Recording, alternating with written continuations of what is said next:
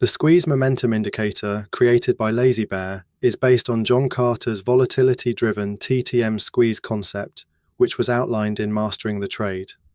Its purpose is to help traders recognize when the market is moving from a period of low volatility into a phase where momentum begins to expand with more intent.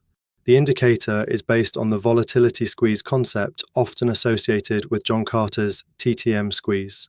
Its main purpose is not to predict direction on its own, but to highlight when the market has moved from a quiet volatility phase into a possible expansion phase. That makes it useful when a chart has been consolidating and you want a cleaner way to judge whether momentum is starting to build. On the indicator panel, the zero line is important.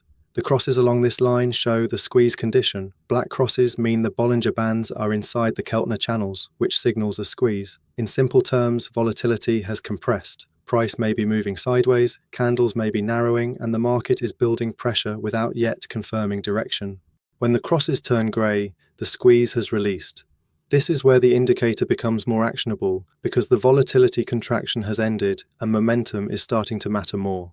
A grey cross after a sequence of black crosses can mark the point where traders begin watching for a directional move, but the histogram should still be read in context.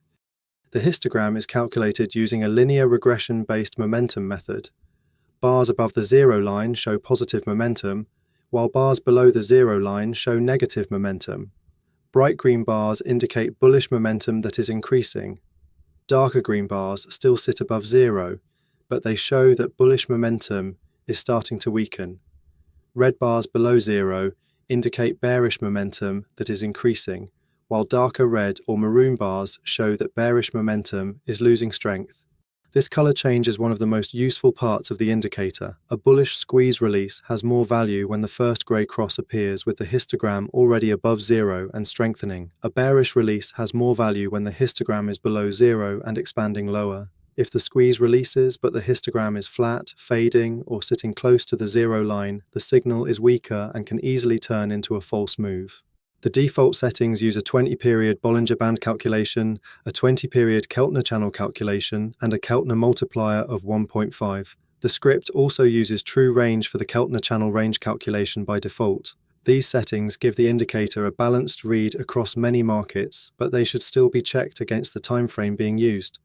For practical analysis, it is better to combine the squeeze with market structure. A squeeze release into a break of resistance, with the histogram moving above zero, gives a cleaner bullish case. A release into a break of support, with the histogram below zero, gives a cleaner bearish case. The indicator is much weaker when price is trapped in the middle of a range with no obvious structure to trade against.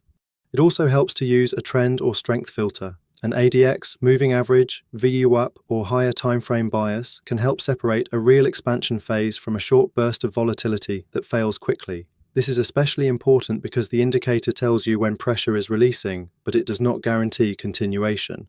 LazyBear's Squeeze Momentum Indicator works best as a timing aid, not a standalone signal. The crosses define the squeeze, the histogram shows directional pressure, and the color changes help measure momentum. When combined with structure, trend context, and controlled risk, it can help identify when a quiet market is preparing for a more meaningful move.